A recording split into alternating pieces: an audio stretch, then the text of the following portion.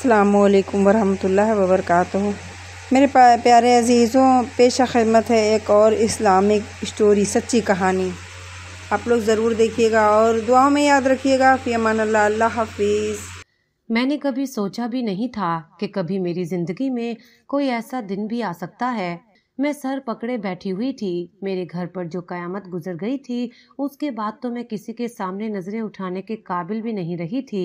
मेरी बिन ब्याही बेटी माँ बनने वाली थी। मेरे लिए शर्मिंदगी से डूब मरने का मकाम था, मगर नहीं, मैं जिंदा थी। मैंने गुस्से से भरी नजर अपने सामने बैठी अपनी गूंगी बेटी की तरफ डाली थी। अरे गूंगी, कुछ तो बता, ये सब क्या है? मनहूस मारी, मैं तुझे घर में इसलिए रखती थी क्या? बता मुझे, ये सब किसने किया है? मैंने गूंगी का चेहरा पकड़कर अपनी तरफ किया था, मगर गूंगी सर झुकाए रोने में मसरूफ थी। मुझे अपनी इज्जत के दो कौड़ी का हो जाने का बड़ा डर था। मैंने ये इज्जत कब से संभाले रखी थी। बेवा होने के बाद भी किसी की जुर्रत नहीं थी कि कोई मेरी तरफ आंख उठाकर देखता भी, मगर अब मुझे लग रहा था कि ये इज्जत ज्यादा देर मेरे पास नहीं रहेगी, क्योंकि मैं जिस बेटी को जमाने की बातों के डर से घर में छुपा कर रखती थी, वो तो घर में रहते हुए ही मेरी बदनामी का बाइस बन गई थी। मैं बैठी अपनी बेटी को ही देखे जा रही थी जब दरवाजे पर दस्तक हुई और उसी वक्त मेरी दूसरी बेटी घर में दाखिल हुई। मैंने जल्दी से गूंगी को बिस्तर के अंदर कर दिया और कहा कि गूंगी, जब तक मैं ना कहूँ ना उठना। गूंगी ने फकत सर हिलाया था। मैं उठकर बाहर आ गई थी, जहाँ मेरी दूसरी बेटी अनाबिया अपनी नंद के साथ खड़ी थी। मैंने नजर भर अनाबिया को देखा था। अनाबिया भी गूंगी की तरह बेहद हसीन थी, लेकिन उसमें कोई ऐब नहीं था।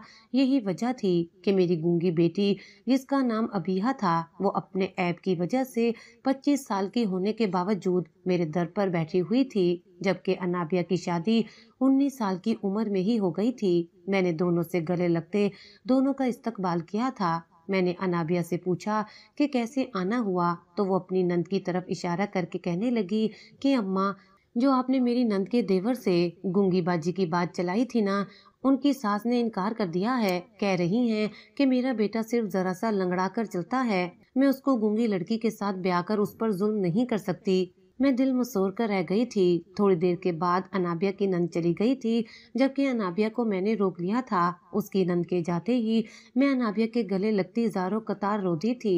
मैंने अनाबिया से कहा कि अनाबिया प्लीज, तुम किसी भी शादीशुदा बच्चों वाले या किसी भी लूले लंगड़े का रिश्ता ले आओ।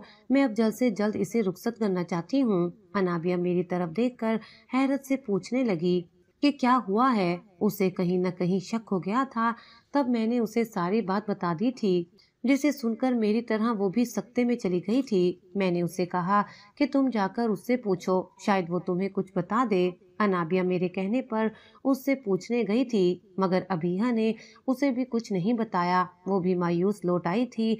अनाबिया मुझे कहने लगी कि घर में आने जाने वाले पर नजर रखें, खुद ही पता चल जाएगा कि मुजरिम कौन है। मगर मेरे पास इतना वक्त नहीं था। मैं इस बदनामी को जल्द से जल्द अपने से दूर कर देना चाहती थी, जो मेरी सारी जिंदगी की बनाई गई इज्जत पर काला और बदनुमा धब्बा बनकर लगने वाली थी। मेरा नाम सुरैया है। मेरा ताल्लुक एक पोश खानदान से था। हम लोग अच्छे तबके के थे। अब्बा गवर्नमेंट मुलाजिम थे, अलबत्ता अम्मा सादत सी औरत थी। हम दो ही बहन भाई थे। माँ बाप ने हमें बड़े नाजों से पाला था। हम एक खुशी से भरपूर और मुतमईन जिंदगी बसर कर रहे थे। मैं 16 बरस की थी जब एक रोज अम्मा और अब्बा दोनों एहतजाजी मुजाहिरों की जद में आकर मारे गए। वो दिन हमारे लिए कयामत का दिन साबित हुआ था। उस वक्त भाभी ने ही हम दोनों बहन भाई को संभाला था। भाई चूंकि मुझसे 6 साल बड़े थे, इसलिए अम्मा अब्बा अपनी जिंदगी में ही उनकी शादी के फर्ज से सबकदोश हो गए थे। साल भर ही हुआ था भाभी को हमारे घर आए। भाई की शादी करके अब्बा ने उसे घर के साथ दूसरे 3 कमरों वाले मकान में शिफ्ट कर दिया था। दोनों मकान एक जैसे और एक ही तर्ज पर बनाए गए थे। बीच में बस एक 6 फुट की दीवार थी, जो बाड़े के तौर पर लगाई गई थी। अम्मा अब्बा की मौत के बाद भाई और भाभी मुझे अपने साथ ही ले गए थे। अम्मा अब्बा के मकान को फिलहाल बंद कर दिया गया था। जो ही मैं 18 साल की हुई तो भाभी ने मेरे लिए रिश्ते देखने शुरू कर दिए। उनका कहना था कि बेटियां जितनी जल्दी अपने घर की हो जाएं उतना अच्छा है, मगर इसके लिए किसी माकूल रिश्ते का मिलना भी जरूरी था। یوں ہی ایک روز ہمارے گھر کچھ مہمان آئے، وہ کافی امیر کبیر تھے۔ ان کے جانے کے بعد بھابھی نے مجھے بتایا کہ وہ میرے رشتے کے لیے آئے تھے تو وہ غیر مگر اونچے خاندان سے تھے، اس لیے بھابھی رضامند ہو گئیں کہ میری زندگی سنور جائے گی، میں وہاں خوش رہوں گی۔ لیکن مجھے کچھ کھٹک رہا تھا، بھلے ہی ہم حیثیت میں اتنے کم نہ تھے لیکن پھر بھی اتنے امیر خاندان کا رشتہ مجھے کچھ صحیح نہیں لگ رہا تھا، اس لیے میں نے بھابھی کو منع کرنا چاہا تھا مگر بھابھی نے مجھے ہی بے وقوف سمجھا۔ خیر بھائی کو بھابھی نے راضی کر لیا تھا، میری شادی حسیب سے ہو گئی۔ شادی کے بعد جلد ہی مجھے علم ہو گیا تھا کہ اتنے بڑے خاندان کا ہمارے گھر آنے کے پیچھے کیا وجہ تھی۔ دراصل میرا شوہر حسیب ایک نشئی انسان تھا، اس کے گھر والے اس کا بہت علاج کروا چکے تھے مگر وہ اپنی اس عادت کو نہ چھوڑ سکا، وہ ہر وقت نشے میں دھت رہتا تھا۔ مجھے جب سچائی کا علم ہوا تو میں واپس بھائی کے گھر آ گئی اور انہیں ساری سچائی سنائی تھی۔ بھائی اور بھابھی نے میرا بہت ساتھ دیا تھا، میں نے حسیب سے خلا لے لی تھی۔ میں غریب شخص کے ساتھ تو ضرور رہ سکتی تھی مگر ایک نشئی انسان کے ساتھ ہرگز نہیں۔ خلا ہو جانے کے 1 سال بعد بھائی نے دوبارہ میری شادی کروا دی تھی۔ ساجد میرے ابا کے دور پار کے بھتیجے تھے۔ میری ساس اگرچہ اچھی نہ تھی مگر وہ کہتے ہیں نا کہ اگر ہم سفر اچھا ہو تو انسان باقی سب کو برداشت کر لیتا ہے۔ میں بھی ساجد کی محبت اور توجہ پا کر سب کچھ بھول جاتی تھی۔ وقت اپنی رفتار سے آگے بڑھتا گیا تھا۔ شادی کے 1 سال بعد میرے گھر بیٹی کی پیدائش ہوئی۔ میں نے بڑی چاہوں سے اس کا نام ابھیا رکھا تھا۔ میری ساس کو بیٹا چاہیے تھا، اس نے بیٹی کی پیدائش پر ناک بھویں چڑھائی تھیں مگر ساجد کے سامنے کچھ نہ کہا۔ مگر جب ہمیں خبر ہوئی کہ ہماری بیٹی گونگی ہے تو بس پھر کیا تھا، میری ساس کو تو جیسے موقع مل گیا تھا۔ میری ساس صبح شام تانے دینے لگی کہ ایک تو بیٹی پیدا کی، دوسری وہ بھی گونگی۔ میرا شوہر اپنی ماں کو سمجھاتا رہتا تھا مگر خیر ماں سے لڑ تو نہیں سکتا تھا۔ 4 سال بعد میرے گھر دوسری بیٹی پیدا ہوئی۔ اللہ کا شکر تھا کہ اس میں کسی قسم کی معذوری نہ تھی۔ انابیہ کی پیدائش کے 2 سال بعد ہی ایک روز ساجد کی موت ہو گئی۔ اس کی موت اچانک اور غیر یقینی تھی۔ رات میں وہ بالکل ٹھیک سویا تھا اور پھر اسی نیند میں ہی وہ اپنے ابدی سفر پر روانہ ہو گیا۔ میں تنہا رہ گئی تھی۔ میری ساس نے مجھ پر زندگی تنگ کر دی تھی۔ میں نے وہاں رہنے کی بہت کوشش کی مگر میں بھی انسان تھی، آخر کب تک برداشت کرتی۔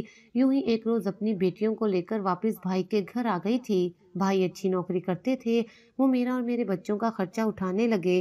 بھابھی کی اپنی کوئی اولاد نہ تھی، وہ مجھے کہنے لگی کہ میں انابیہ کو انہیں دے دوں۔ مجھے کیا اعتراض ہونا تھا، ایک ہی تو گھر تھا۔ بھائی نے بیچ کی دیوار میں ہی ایک طرف دروازہ لگا دیا تھا۔ اب ہمیں ایک دوسرے کے گھر آنے جانے کے لیے مین دروازے کی بجائے اسی دروازے کا استعمال کرنا شروع کر دیا تھا۔ بھابھی نے انابیہ کو اپنی بیٹی بنا لیا تھا مگر انابیہ سمجھدار ہو چکی تھی، وہ جانتی تھی کہ وہ میری بیٹی ہے، لیکن میرے سمجھانے پر اس نے بھابھی کو بھی امی اور بھائی کو بابا کہنا شروع کر دیا تھا۔ مجھے البتہ وہ اماں ہی کہتی تھی۔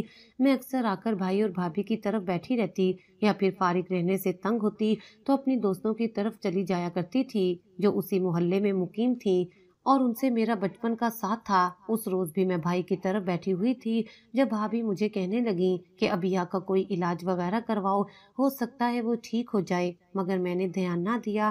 میں نے کہا کہ بھابھی وہ پیدائشی ایسی ہے، علاج سے کہاں ٹھیک ہوگی؟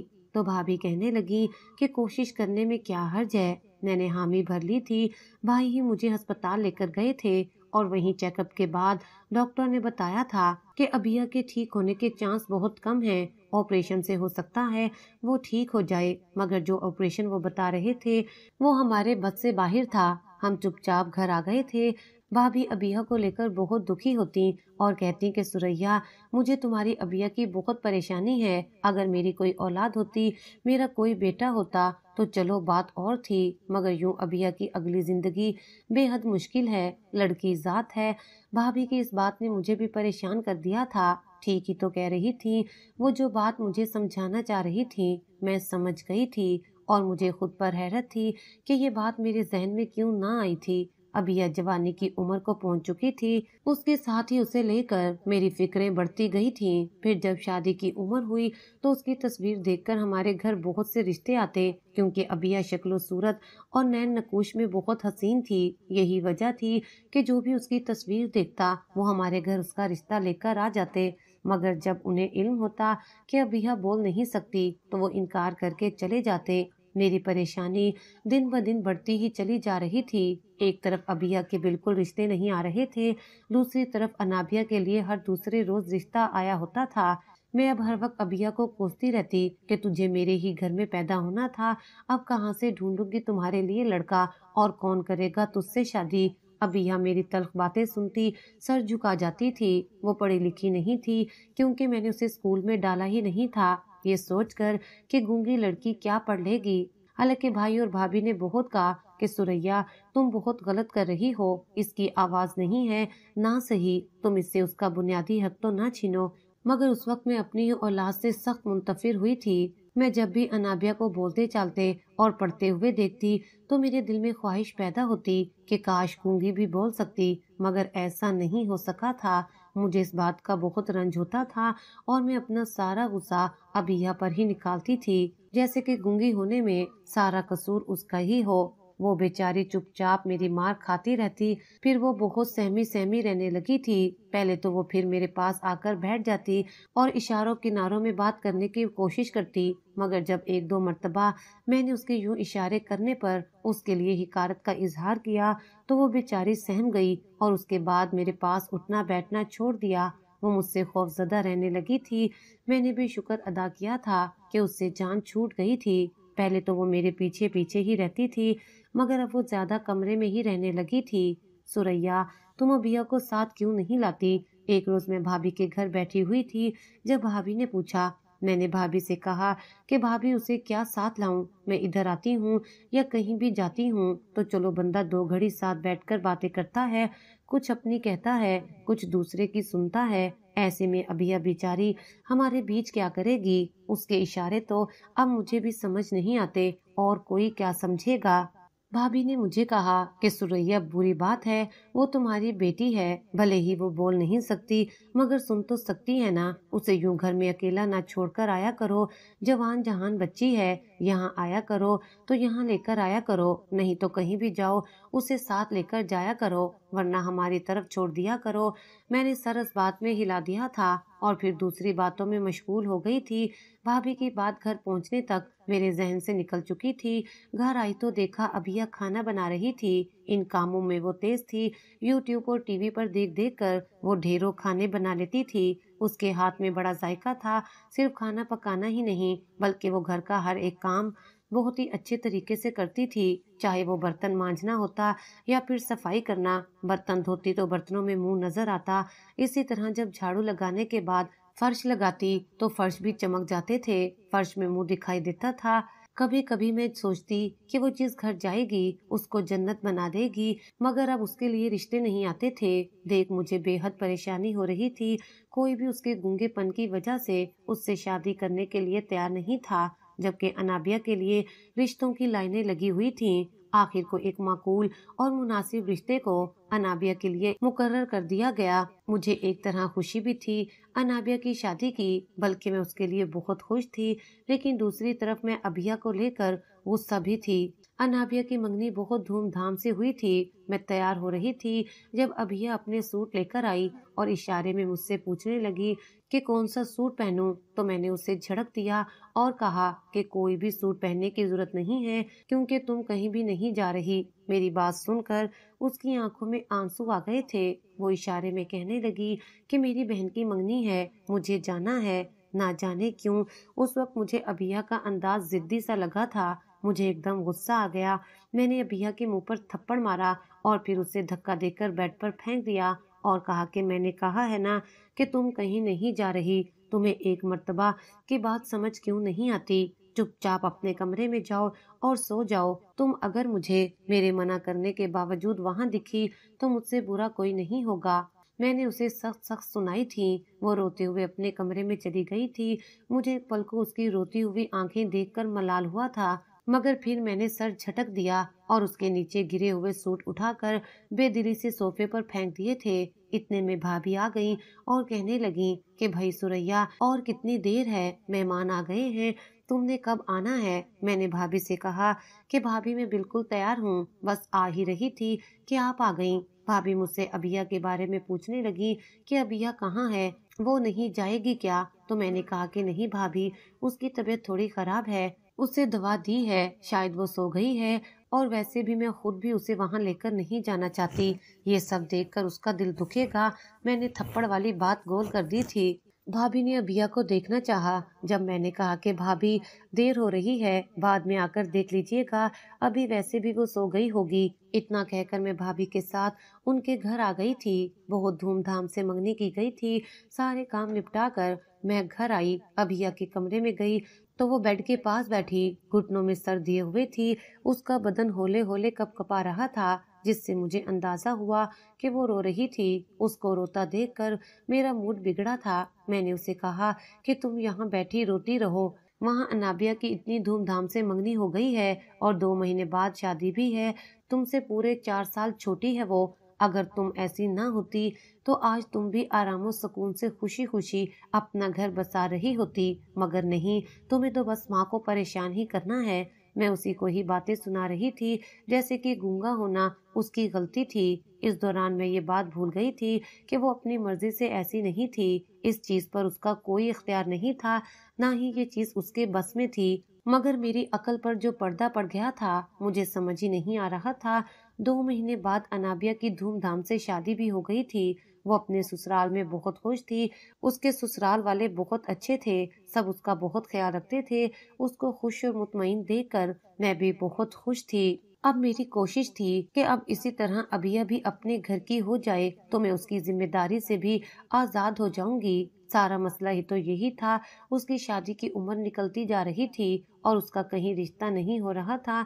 ये देख देख कर मैं ज़हनी मरीजा बनती जा रही थी और मेरा सारा गुस्सा फिर अबिया पर निकलता था। मेरे इस रवैये से अबिया मुझसे बेहद दूर हो चुकी थी। वो अक्सर अब भाभी के घर चली जाती थी। अनाबिया के जाने के बाद भाभी भी अकेली हो गई थी। उन्हें हमेशा से बातें करने की आदत थी। पहले वो अनाबिया के साथ लगी रहती थी, भले ही अनाबिया को उनकी बातों में कोई दिलचस्पी होती या नहीं।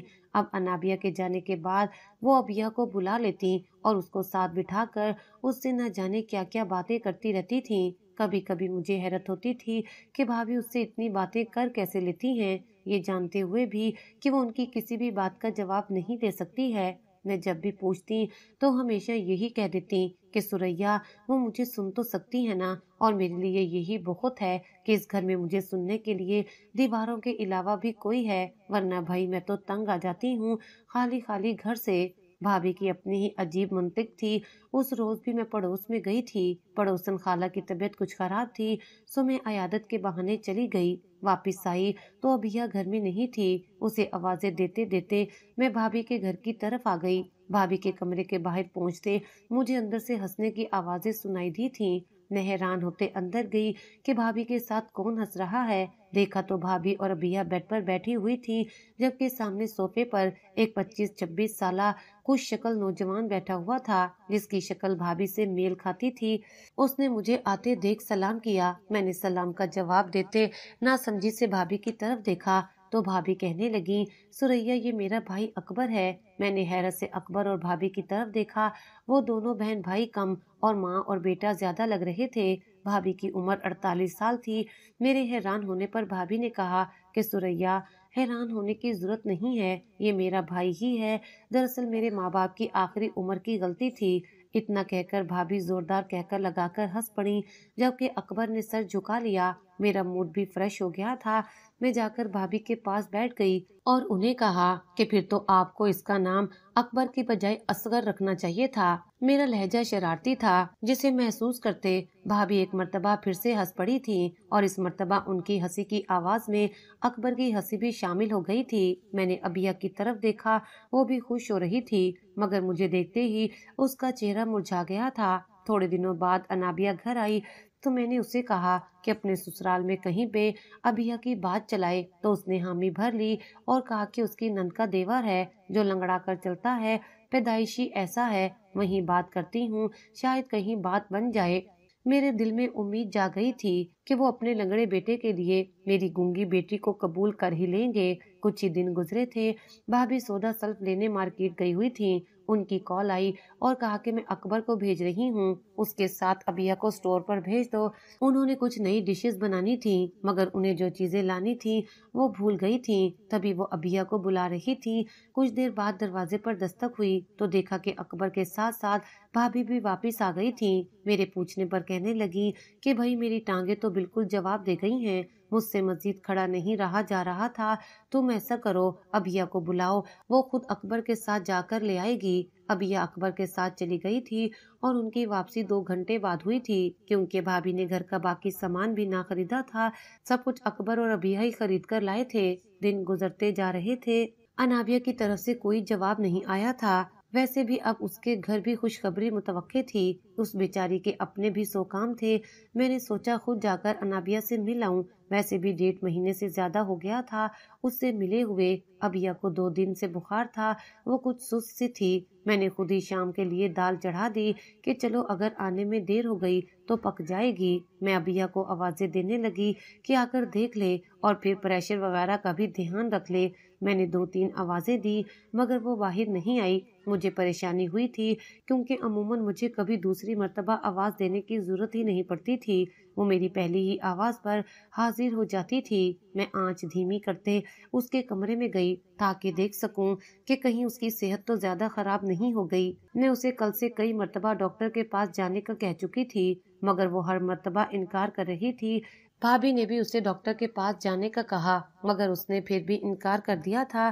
کمرے میں گئی تو کمرہ خالی تھا، البتہ واش روم کا دروازہ کھلا تھا اور پانی گرنے کی آواز سنائی دے رہی تھی۔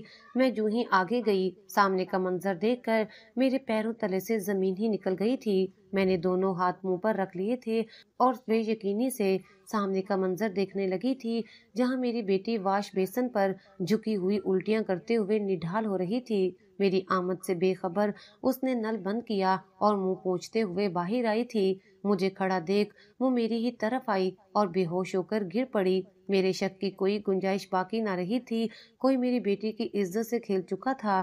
میری بیٹی ہوش میں آئی تو میں اس سے پوچھنے لگی کہ یہ سب کس نے کیا ہے تمہارے ساتھ، مگر اس نے کچھ نہیں بتایا اور رونے لگی تھی۔ میں نے چاروں طرف ذہن دوڑایا تھا مگر کوئی بھی ایسا نہیں تھا کہ جس پر میرا شک جاتا۔ بیٹی کو روتے دیکھ میرا کلیجہ پھٹنے والا ہو جاتا تھا۔ ایک ایک کر کے میری ساری کوتاہیاں میرے سامنے آ رہی تھیں۔ مجھے بھابھی کی باتیں بھی یاد آ رہی تھی کہ اس کو اکیلا مت چھوڑا کرو، جہاں جایا کرو اسے ساتھ لے جایا کرو، مگر میں ان کی کسی بات کو سیریس نہیں لیتی تھی۔ آج اس کا نتیجہ میرے سامنے تھا۔ مجھے خود پر غصہ آ رہا تھا کہ میں اپنی ہی بیٹی سے اس قدر بے خبر کیسے رہ سکتی ہوں۔ مجھے تو علم ہی نہیں تھا کہ کب کون آیا اور کب میری عزت کے ساتھ کھیل کر چلا گیا۔ میں بہت زیادہ ڈر گئی تھی، نہ جانے جب بھائی اور بھابھی کو معلوم ہوگا تو وہ کیا کہیں گے اور دنیا والے تو میرا جینا ہی حرام کر دیں گے۔ میں چھپتے چھپاتے بیٹی کو ہسپتال لے کر گئی۔ 2 مہینے کا حمل ہو چکا تھا۔ میری راتوں کی نیندیں اور بھوک پیاس اڑ گئی تھی۔ مجھے کچھ سمجھ نہیں آ رہا تھا کہ میں اپنی بیٹی کے مجرم کو کیسے تلاش کروں۔ میں نے کہیں آنا جانا چھوڑ دیا تھا، ہر وقت بیٹی کے ساتھ رہنے لگی تھی کہ شاید وہ مجھے کچھ بتا دے۔ میری نمازیں لمبی ہونے لگی تھیں، میں دیر تک مصلی پر بیٹھی رہتی تھی، تہجد پڑھنے لگی اور رو رو کر دعا کرتی کہ مجھے میری بیٹی کا مجرم مل جائے، کیونکہ جوں وقت گزرتا جا رہا تھا ویسے ویسے میری پریشانی بھی زیادہ ہو رہی تھی۔ بدنامی کا ڈر میرے سینے میں کنڈلی مارے بیٹھ گیا تھا۔ اس روز جب انابیہ آئی تو میں تھوڑا خوش ہوئی کہ اس کی نند کے دیور کے لیے ابیہ کا رشتہ قبول کر لیا ہوگا۔ چلو اس کو اس کے ساتھ بیاہ کر رخصت کر دوں گی، جلدی بدنامی سرے سے ٹل جائے گی۔ مگر انابیہ نے بھی بری خبر سنائی تھی۔ اس لنگڑاتے ہوئے لڑکے کی ماں نے اپنے لنگڑے بیٹے کے لیے کوئی حور پری ڈھونڈ رہی تھی۔ میں نے انابیہ سے کہا کہ اس نے میری بیٹی کو ٹھکرا کر اچھا نہیں کیا، دیکھنا وہ ساری عمر کنوارا ہی رہے گا اور اسے کوئی بھی رشتہ نہیں ملے گا۔ میری بات سن کر انابیہ کہنے لگی، اماں کیا کر رہی ہیں؟ یوں بد دعائیں تو نہ دیں کسی کو، آپ بس دعا کریں کہ اللہ اس کے حق میں بھی بہتر کرے اور باجی کے حق میں بھی۔ تو میں نے کہا کہ باجی کے حق میں کچھ بہتر نہیں ہو سکتا، تم اس کے لیے کسی بھی لولے لنگڑے یا اندھے بہرے کا رشتہ لے آؤ۔ میں اس سے کچھ نہیں چھپا سکی تھی۔ میرے پوچھنے پر وہ ابیہ سے پوچھنے بھی گئی مگر ابیہ نے کچھ نہیں بتایا۔ وہ مایوس ہو کر باہر نکل آئی تھی۔ اماں یہ سب کیسے ہو گیا؟ آپ کو बाजी का ध्यान रखना चाहिए था। मैंने सर झुका लिया था। मेरी गलती थी। मेरे बस में होता तो वक्त की सुइयों को पीछे ले जाती, मगर अफसोस कि अब मैं कुछ नहीं कर सकती थी। अनाबिया 2 दिन रही थी और मुझे तसल्लियां देते हुए अपने ससुराल लौट गई थी। वो जाते हुए मुझे कहकर गई थी कि मैं भाभी को सब कुछ बता दूं। उनसे छुपाना ठीक नहीं है। उनको बताऊं तो हो सकता है कि वो कोई हल ढूंढ लेंगी, मगर मैं ना डर के मारे किसी को कुछ नहीं बता रही थी। लेकिन ऐसी बातें भला कहाँ छुपती हैं। हम माँ बेटी पूरा हफ्ता भाभी के घर नहीं गई तो भाभी खुद हमारे घर आ गई थी। मैं तख्त पोश पर बैठी हुई थी। मुझे देखकर वो कहने लगी कि सुरैया, क्या बात है, मुझसे कोई गलती या कोताही हो गई है जो तुमने और अबिया ने पूरा हफ्ता हो गया है मेरे घर में कदम नहीं रखा। मैं भाभी के सामने शर्मिंदा सी हो गई थी। मैंने कहा कि भाभी, ऐसी कोई बात नहीं है, कोई नाराजगी नहीं है। तो भाभी कहने लगी कि मेरे घर न आने की वजह क्या समझूं। मैंने कहा कि भाभी, वो कुछ मसरूफियात ही ऐसी हैं। तो भाभी कहने लगी कि सुरैया, बहाने तो ना बनाओ। तुम्हारा यहाँ कौन सा टब्बर है जो तुम्हें फुर्सत नहीं मिलती, और ये अबिया कहाँ है, पहले तो मैं जरा उसकी क्लास ले लूं। कहते साथ ही भाभी अबिया को आवाजें देने लगी।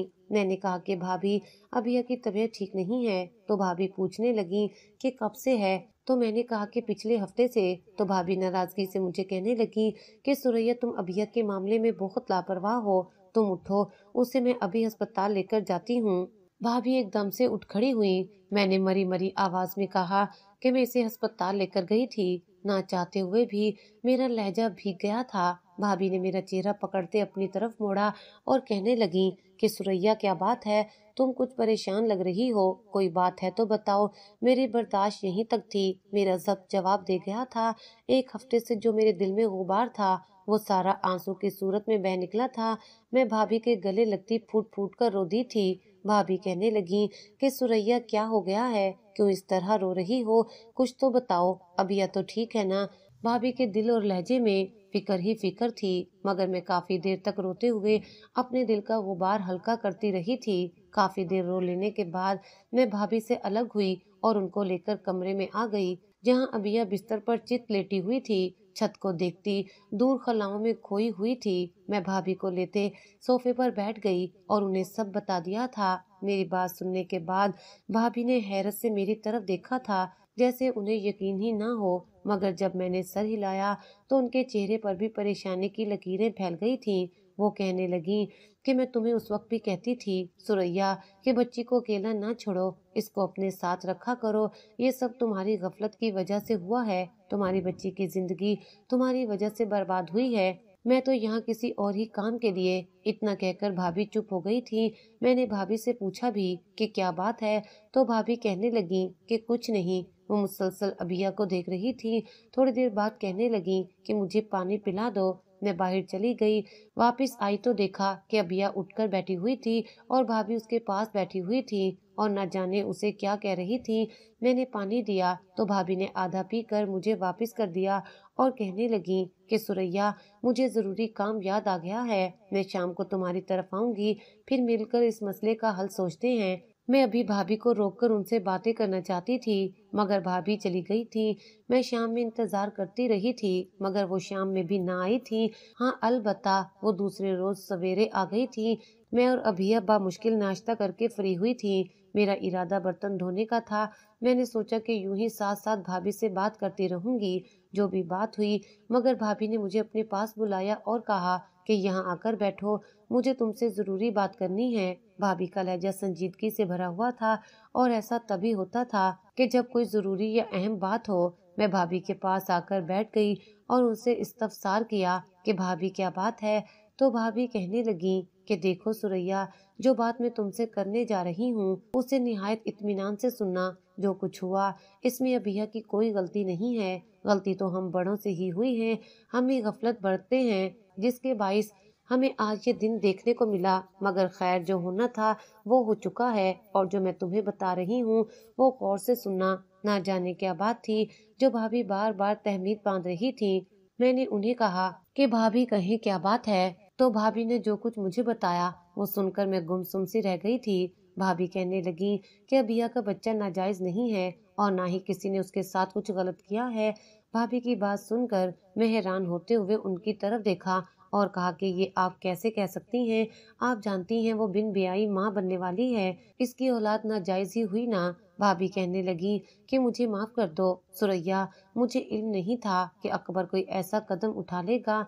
मैं नहीं जानती थी, अगर मुझे जरा सा भी अंदाजा होता तो मैं उसे रोक लेती। मैं हैरत से भाभी के मुंह की तरफ देख रही थी। ये भाभी क्या कह रही थी? भला ऐसे कैसे हो सकता था? मैंने भाभी से पूछा कि भाभी आप ये क्या कह रही हैं? तो वो कहने लगी कि मैं ठीक कह रही हूँ, यही सच है। दरअसल अकबर अबिया को पसंद करने लगा था।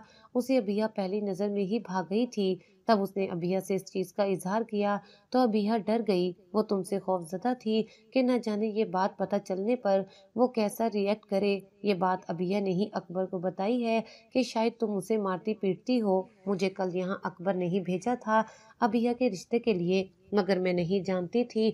जब तुमने मुझे अबिया के साथ हुए हादसे के बारे में बताया तो तभी मेरे जहन में अकबर का नाम आया था।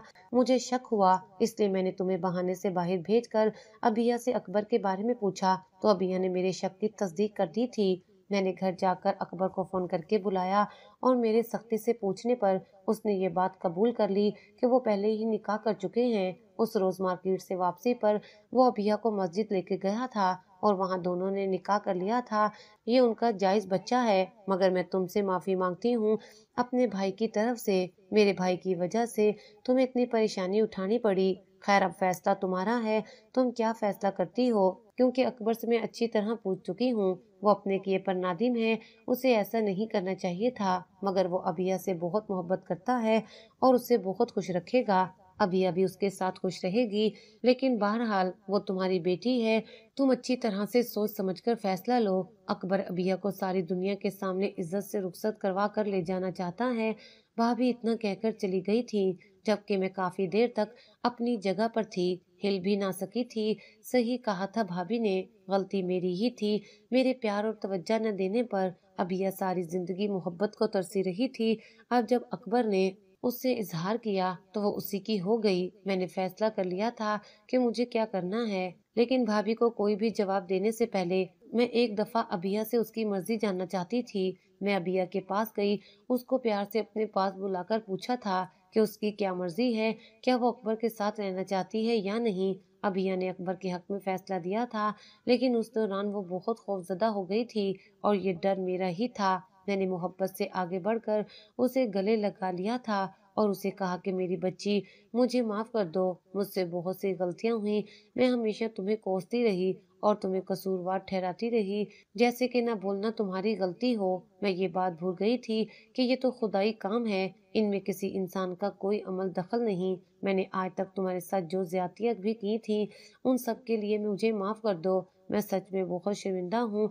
मैंने इतना कहते हुए अभिया से अलग होते उसके सामने हाथ जोड़ दिए थे, मगर उसने एकदम से मेरे हाथ पकड़ लिए और नफी में सर हिलाने लगी। मैंने आगे होते उसका माथा चूम लिया था। मैंने भाभी को अपने फैसले से आगाह कर दिया था।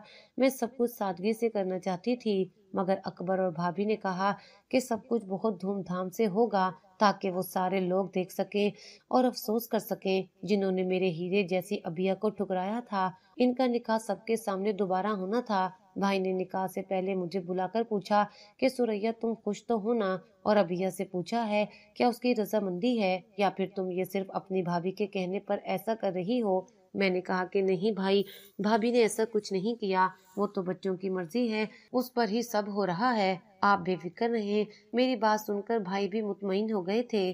कुछ ही देर में अबिया रुखसत होकर अकबर के साथ उसके घर चली गई थी। मेरी दोनों बेटियां अपने घरों में खुश और आबाद थीं। अनाबिया के 4 बच्चे थे, 2 बेटियां और 2 बेटे, जबकि अबिया को भी अल्लाह ने एक बेटी और 2 बेटों से नवाजा था जो कि बिल्कुल नॉर्मल थे। अगर किसी बच्चे को अल्लाह ने गूंगा, बहरा या लंगड़ा बनाया है तो इसमें बच्चे की कोई गलती नहीं है और ना ही उसके माँ बाप की। ये तो अल्लाह की ही मसलियत होती है। हम बजाय बच्चे को कसूरवार ठहराएं या उसको बार बार उसकी कमजोरी बावर करवाने से बेहतर है कि हम उस बच्चे को समझें। उसकी भी ख्वाहिशात होती हैं जैसे दूसरे बच्चों की, वो भी इसी तरह मासूम होते हैं। वालिदैन को ऐसे बच्चों के साथ हमेशा प्यार और मोहब्बत से पेश आना चाहिए ताकि ऐसे बच्चे ज्यादा से ज्यादा अपने वालिदैन के करीब रहें और उनके दोस्त बने रहें।